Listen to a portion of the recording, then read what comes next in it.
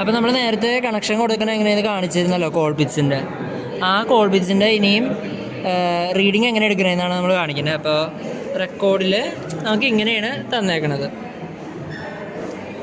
ഇതെന്ന് പറയുമ്പോൾ ഇപ്പോൾ ആദ്യത്തെ ഈ രണ്ടെണ്ണം എടുത്തു കപ്പാസിറ്റർ.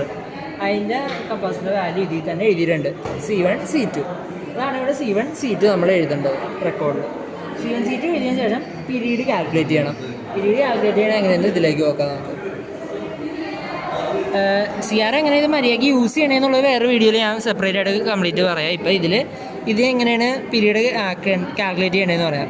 ഒരു സൈക്കിളിൻ്റെ പീരീഡ് എന്ന് പറയുമ്പോൾ ഒരു സൈക്കിള് തുടങ്ങിക്കഴിഞ്ഞിട്ട് കംപ്ലീറ്റ്ലി തീരണ വരെയുള്ള ലെങ്ത് എടുക്കുക. അതാണ് ഒരു പീരീഡ് എന്ന് നമ്മൾ പറയണത്. ഒരു സൈക്കിള് കറക്റ്റായിട്ട് സെൻറ്റർ ചെയ്ത് ഇവിടെ നിന്ന് തുടങ്ങി, ഈ കട്ടയിൽ നിന്നാണ് ഈ സൈക്കിൾ തുടങ്ങണത്. ഒരു സൈക്കിൾ എന്ന് പറഞ്ഞാൽ ഇങ്ങനെ വന്നെത്തണത്. അപ്പോൾ ഇത് ഇവിടെ നിന്ന് തുടങ്ങി ഇവിടെ വന്ന് എത്തി. അതാണ് ഒരു സൈക്കിള് കംപ്ലീറ്റ് ആക്കണത്. അപ്പോൾ ഈ സൈക്കിളിൽ എന്തോരം ഉണ്ടെന്ന് പറയുമ്പോൾ ഒരു കട്ട എന്ന് പറഞ്ഞാൽ 5 വര ഉണ്ടാവും. അതിൽ ഒരു വര എന്ന് പറയുമ്പോൾ 0.2 ആയിട്ട് വരും. അങ്ങനെ നമ്മൾ സാധാരണ സ്കെയിലൊക്കെ ഗ്രാഫൊക്കെ സാധാരണ ചെയ്യുമ്പോൾ തന്നെ അതിൻ്റെ മെഷർമെൻ്റ് ഇല്ലേ, ഒരു വലിയ കട്ട ഉണ്ടാവും. ആ ഒരു കട്ട 1 ആയിട്ട് എടുക്കും. അതിൻ്റെ ഉള്ളിൽ 0.2 0.5 0.4 0.6 അങ്ങനെയൊക്കെ ഉണ്ടാവില്ലേ, അത് തന്നെ. അതിപ്പോൾ ഇത് ഒരു കട്ട ഫുള്ള് വന്നു, അത് 1 ആയിട്ട് എടുക്കാം നമുക്ക്. പിന്നെ അടുത്ത കട്ടയിൽ 1 2 മൂന്നാമത്തെ അടുത്ത കട്ടയിൽ മൂന്നാമത്തെ ചെറിയ വരയിൽ ചെന്നെടുത്തു. അപ്പോൾ നമുക്ക് 1.6 ആയിട്ട് എടുക്കുക. അത് സാധാരണ ഗ്രാഫ് എടുക്കില്ലേ നമ്മൾ, അതേപോലെ തന്നെ.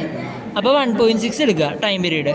ഇതിൽ നോക്കിയേ, പീരീഡ് ആദ്യത്തെ ഇതിൻ്റെ 1.6 വന്നേക്കണം. 1.6 ഇൻറ്റു ഓക്കെ.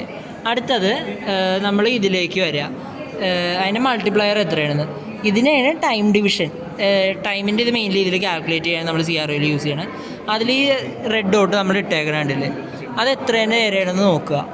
ഇതിപ്പോൾ 1 ആണ്, 1 മൈക്രോ സെക്കൻഡാണ്. അപ്പോൾ നമ്മൾ ഈ ടൈം ഡിവിഷൻ കിട്ടിയ 1.6 ഇൻറ്റു 1 ഇൻറ്റു 10⁻⁻6 അതാണ് മൈക്രോ സെക്കൻഡിൻ്റെ. 10⁻⁻6 ആണ്. 10⁻⁻6 ഇവിടെ 1 കിട്ടിയാലും 1 ഇൻറ്റു 10⁻⁻6 അങ്ങനെ നമ്മൾ ചെയ്യുക. അപ്പോൾ നമുക്ക് ഇതിൻ്റെ ടൈം പീരീഡ് കാൽക്കുലേറ്റ് ചെയ്യാം. എന്നിട്ട് 1 കിട്ടിയ ടൈം പീരീഡ് ചെയ്താൽ ഫ്രീക്വൻസി കാൽക്കുലേറ്റ് ചെയ്യാം. അത്രേ ഉള്ളൂ.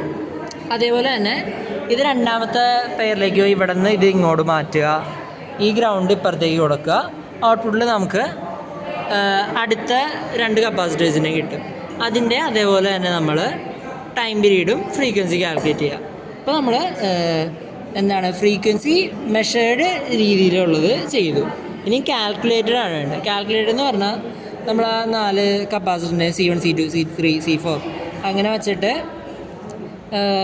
സാധാരണ ഇതിൽ കൊടുത്തിരുന്ന വാല്യൂ തന്നെ എഴുതി എടുത്തിട്ടുണ്ടായി ഡയറക്റ്റ്. അത് വേറെ ഒന്നും കാൽക്കുലേറ്റ് ഒന്നും ചെയ്യേണ്ട, ഡയറക്റ്റ് അതിൽ കൊടുത്തിട്ടുണ്ടാകും, നോക്കി എഴുതിയെടുത്താൽ മതി. അത് നമുക്ക് ഈ തന്നേക്കുന്ന C1 C2 C1 + C2 വെച്ച് നമുക്ക് ടോട്ടൽ കപ്പാസിറ്റൻസ് കണ്ടെത്താം. അത് കപ്പാസിറ്റർ 2 സീരീസിൽ കൊടുത്താൽ ടോട്ടൽ കപ്പാസിറ്റൻസ് കണ്ടെത്താനുള്ള ഇക്വേഷനാണ്.